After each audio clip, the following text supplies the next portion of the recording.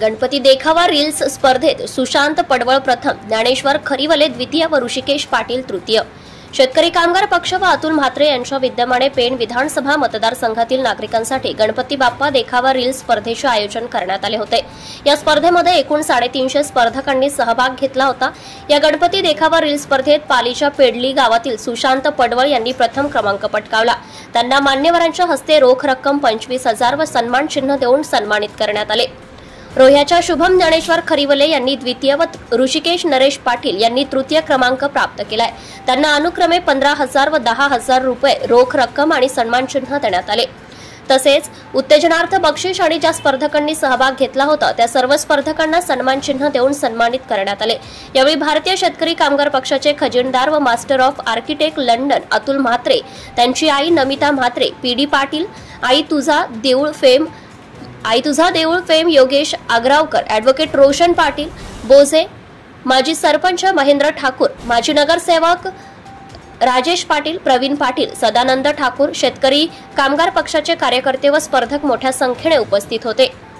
माझे शिक्षण ही माझी ओळख आहे। शैक्षणिक दर्जा वाढवण्यासाठी नेहमीच प्रयत्नशील राहायला पाहिजे। आपल्या जमिनीचे आपण मालक असून जमिनी कवडीमोल किमतीत विकण्यापेक्षा भागीदार व्हा, असे आवाहन अतुल म्हात्रे यांनी यावेळी केले।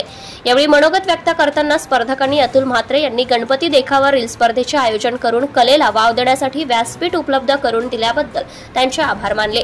महाराष्ट्र न्यूज लाईव्ह साठी पेण प्रतिनिधी प्रदीप मोकल। गणपतीमध्ये जो उत्साह पाहायला मिळतो म्हणजे माझ्या स्वतःच्या लहानपणीच्या आठवणी आहेत। दादरमधल्या तसेच माझं मामाचं गाव मंत्रीवाडी पोळावेचे, तर तिथल्या माझ्या लहानपणीच्या सगळ्या गणपतीच्या आठवणी आहेत।